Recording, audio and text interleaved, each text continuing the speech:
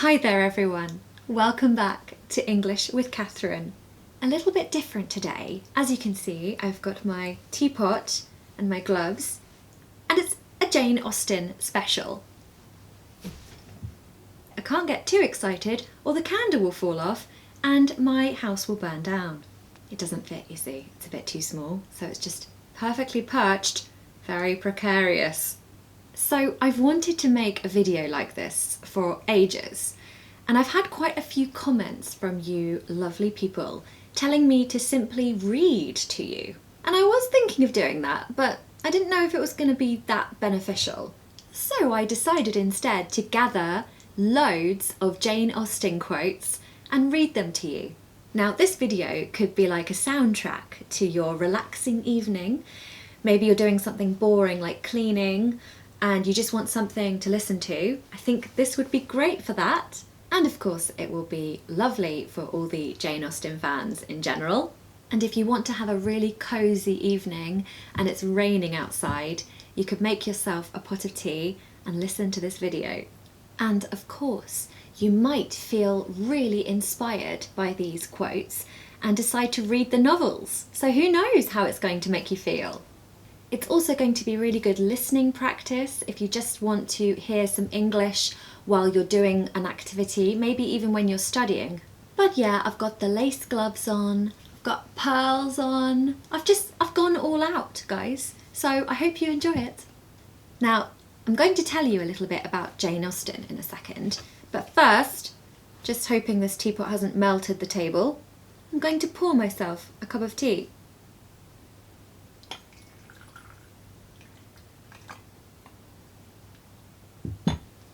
And a little milk, of course.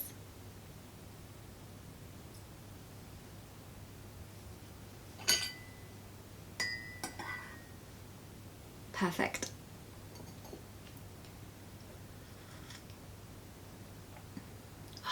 There is nothing like a cup of tea. It's just divine. So as you probably know, Jane Austen was a famous English writer. And her works have stood the test of time and they're still influencing people even today. And actually, Jane Austen's novels paved the way for the romantic comedy genre, which is one of my favourite genres. Films like Love Actually and Bridget Jones, if it hadn't been for Jane Austen's novels, those films wouldn't exist. It is a truth universally acknowledged that Jane Austen quotes are some of the best ever written.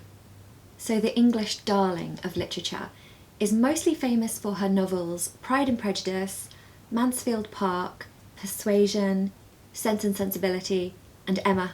And her writing is mainly famous for the humour. She's very clever. She manages to say quite rude things about society and, commenting on how things were. But she puts it in a kind of humorous way that makes it really, really powerful. Because I think when you use humour, you can actually disguise a lot that you want to say in that kind of disguise of comedy. And they do say that some of the most intelligent people are comedians because they observe the world and then they package their observations in their comedy. So it's very clever. Maybe if Jane Austen had been born recently, she would have been a comedian. Who knows? She died in 1817 in a little cottage where she had lived for most of her life alone. So she lived her whole life as a spinster. And it's amazing that someone that lived their life like that was as wise as she was. She seemed to know a lot about the world and love and all these complex subjects that hinted that she should have been a lot more experienced than she was. What she did was she observed the minutiae of detail in a small community. She used her observations of people to bring her characters to life. So here are those observations that she made in quote form, and I hope you enjoy it. I'm going to start with Emma and then work through her novels, novel by novel. So I hope you're feeling cosy. Let's start. If I loved you less, I might be able to talk about it more. Ah, there is nothing like staying at home for real comfort. There is no charm equal to tenderness of the heart. One half of the world cannot understand the pleasures of the other. There are people who, the more you do for them, the less they will do for themselves. I always deserve the best treatment because I never put up with any other. One cannot have too large a party. It is very difficult for the prosperous to be humble. Without music, life would be a blank to me. One man's style must not be the rule of another's. Life seems but a quick succession of busy nothings. Selfishness must always be forgiven, you know, because there is no hope of a cure. Nobody minds having what is too good for them. Nothing ever fatigues me but doing what I do not like. I was quiet, but I was not blind. A fondness for reading, properly directed, must be an education in itself. Her own thoughts and reflections were habitually her best companions. Let us have the luxury of silence. But indeed, I would rather have nothing but tea. Everybody likes to go their own way, to choose their own time and manner of devotion. Money can only give happiness where there is nothing else to give it. It is not time or opportunity that is to determine intimacy. It is disposition alone. 7 years would be insufficient to make some people acquainted with each other, and 7 days are more than enough for others. I will be calm. I will be mistress of myself. She was without any power because she was without any desire of command over herself. Eleanor agreed to it all, for she did not think he deserved the compliment of rational opposition. And books! Thomas, Cooper, Scott. She would buy them all over and over again. She would buy up every copy, I believe, to prevent their falling into unworthy hands. And she would have every book that tells her how to admire an old twisted tree.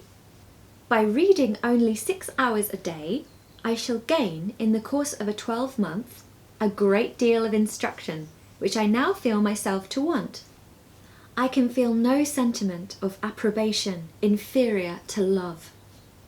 To wish was to hope, and to hope was to expect. I am excessively fond of a cottage. There is always so much comfort, so much elegance about them.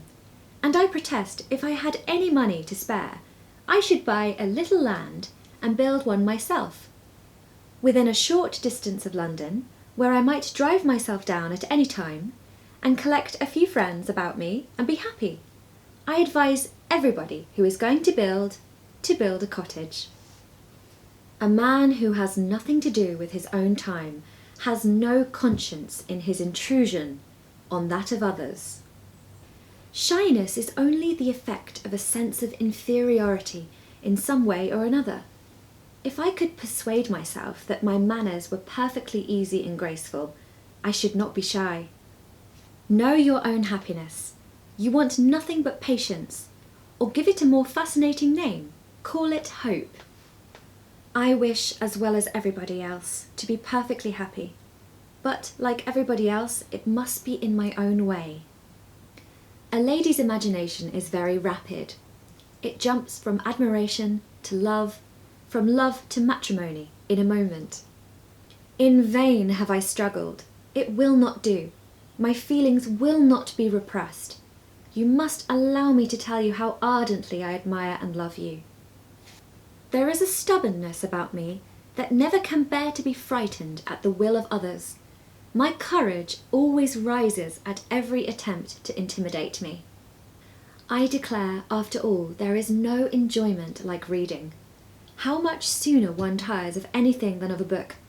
When I have a house of my own, I shall be miserable if I have not an excellent library. You must learn some of my philosophy. Think only of the past, as its remembrance gives you pleasure. Those who do not complain are never pitied. Laugh as much as you choose, but you will not laugh me out of my opinion.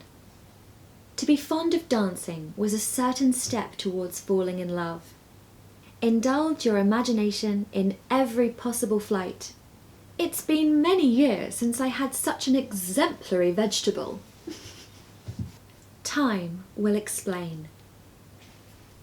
I hate to hear you talk about all women as if they were fine ladies, instead of rational creatures. None of us want to be in calm waters all our lives.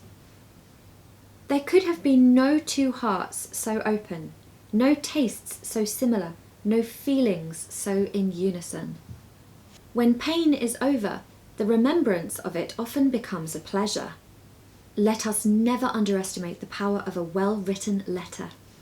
She hoped to be wise and reasonable in time, but alas, alas, she must confess to herself that she was not wise yet. You pierce my soul. I am half agony, half hope. Tell me not that I am too late, that such precious feelings are gone forever. Anne hoped she had outlived the age of blushing, but the age of emotion she certainly had not. My idea of good company, Mr. Elliot, is the company of clever, well-informed people who have a great deal of conversation. That is what I call good company. Well, I hope you've enjoyed the video. It's a little bit different to normal. I will be returning to my usual thing next week. And don't forget, the best way to learn a language is to learn about the culture at the same time. And why not learn about the wonderful Jane Austen? I hope some of these quotes have not only relaxed you, but also inspired you, made you think a little bit, because a lot of them are quite thought-provoking. I'm wishing you a lovely weekend. Take it easy, relax, but also have fun. And I'll see you next Friday for another video. Bye!